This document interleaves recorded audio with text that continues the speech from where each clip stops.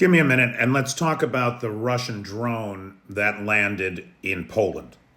So here it is, a little town in Poland, about 120 kilometers from the Ukrainian border, about 80 miles. And this thing came down and it knocked over a couple of sheds on a farm, broke out the windows of a couple of houses nearby. Thank God nobody was killed this time. We have now seen Russian drones, armed drones, land in Poland, Romania, and Lithuania. Now, how long? And NATO does nothing, right? NATO does nothing. How long is that going to go on? There is no reason why those countries that border Ukraine can't set up a no-fly zone there and assist this nation in its time of need with keeping the skies clear for no reason other than the defense of their own international or their own airspace. Why? Why not? Because they don't want to offend Russia. Because they don't want to piss off Russia.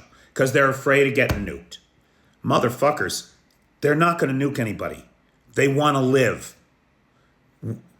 How long, even with Western support, how long can this one nation, 1/5 the population of Russia, expect to carry on under these genocidal conditions? It's insanity.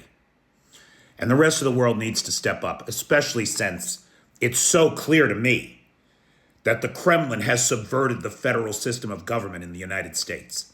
And we cannot count on douchebag Donnie to do anything about this situation. He showed us that very clearly in Alaska when he just handed Putin everything, including the photo op, and Putin left without even staying for lunch. Right? And now, of course, last night we saw the biggest missile and drone attack on Ukraine. Third biggest since the start of the war. Third biggest since the start of the war, if I'm not mistaken. So Putin has no respect for Donald Trump. Donald Trump lets Putin treat him and the United States like a doormat that he can wipe his bloody footprints on, and we'll clean up after him. We'll save his ass for this failed campaign in Ukraine. But until we do, we're going to let the Ukrainians bleed. It's obscene. It's obscene.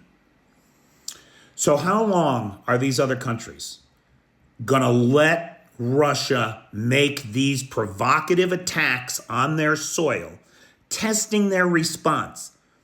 Because the Russians are so sure that everybody else are cowards and they will never stand up to Russia. Russia does not want peace. Russia thinks it's winning, and it's going to keep feeding its own people into the Ukrainian meat grinder as long as it takes.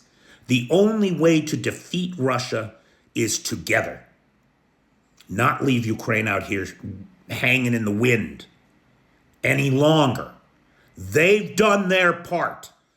It is time for the rest of us to stand up. And if you are a Ukrainian who is out of the country right now and you could return, I would encourage you to do that. You are needed here. There's just no two ways about it, pal. You are needed here.